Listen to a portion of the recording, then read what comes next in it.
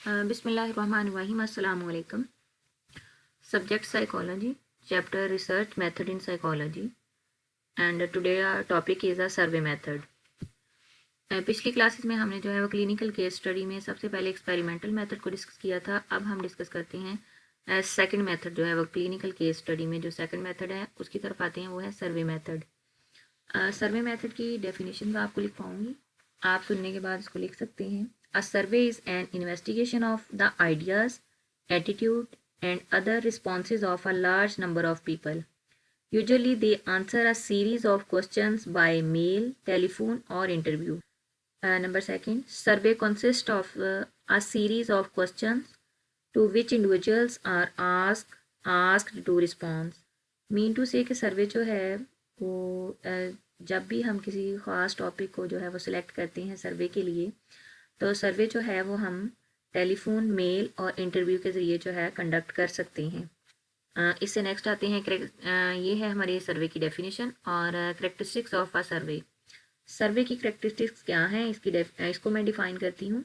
Survey research studies large and small population bye selecting and studying samples chosen from the population to discover the relative incidence, distribution and interrelations of sociologically and psychologically variables.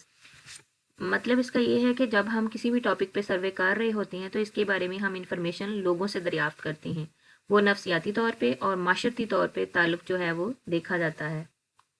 Next हमारा आ जाता है कि type of design, यानी कि सर्वे जो है वो इसके डिज़ाइन जो हैं वो दो तरह के होते हैं। Number 1 cross sectional design and number 2 longitudinal design. अब आते हैं क्रॉस सेक्शनल डिज़ाइन क्या होता है। Cross sectional design is one or more samples are drawn from the population at one time. उसके आगे आते हैं जो longitudinal design. Longitudinal study as a means a long-term commitment.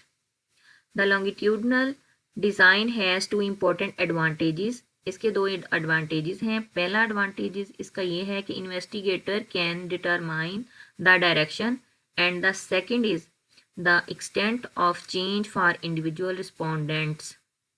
Cross sectional में ये होता है कि क्रॉस सेक्शनल डिज़ाइन में हम क्या करते हैं कि सैंपल लेते हैं हम पॉपुलेशन से, यानी कि आबादी से एक वक्त में, यानी कि एक टाइम हमारा होता है मगर उसमें हम क्या करते हैं कि आबादी से एक सैंपल लेते हैं।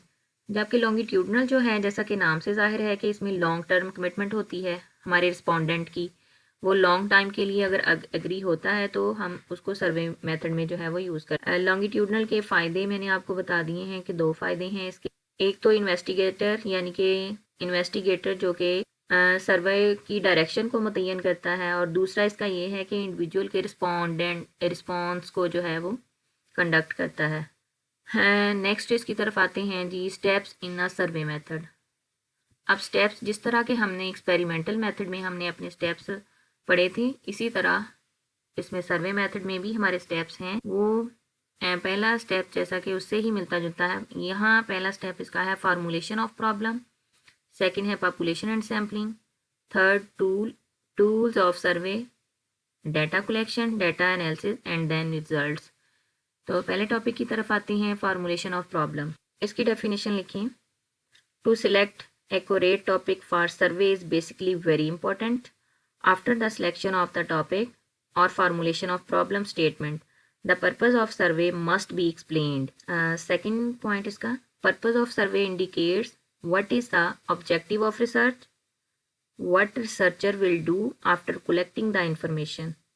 अब इसमें कहते हैं कि formulation of problem में जो है वो बिल्कुल सही टॉपिक जो है हमने सर्वे के लिए जो है वो मुंतखब करना है, और टॉपिक की सिलेक्शन के बाद हमने क्या करना है उसको एक्सप्लेन भी करना है कि किस मकसद के लिए हम जो है वो टॉपिक सर्वे का सिलेक्ट कर रहे हैं। फिर उसके नेक्स्ट हमने पर्पसेस बताने हैं। पहला पर्पस इसमें ये है कि ऑब्जेक्टिव ऑफ रिसर्च क्या है। दूसरा ये कि भी सर्वे का टॉपिक जो है रिसर्चर जब मुंतखब करता है तो उसके बाद जो है वो किस तरह की जो है वो इंफॉर्मेशन कलेक्ट करता है और क्या बताता है। इसमें हम सबसे पहला पॉइंट जो है वो डिस्कस करते हैं हाइपोथेसिस। हाइपोथेसिस की डेफिनेशन में आपको बताती हूँ कि हाइपोथेसिस है क्या। Hypothesis is consider as proposed solution of the problem. When problem statement is formulated, then solution of problem is proposed, which is named as hypothesis. Problem की statement को उसको हम hypothesis कहते हैं. Thank you so much.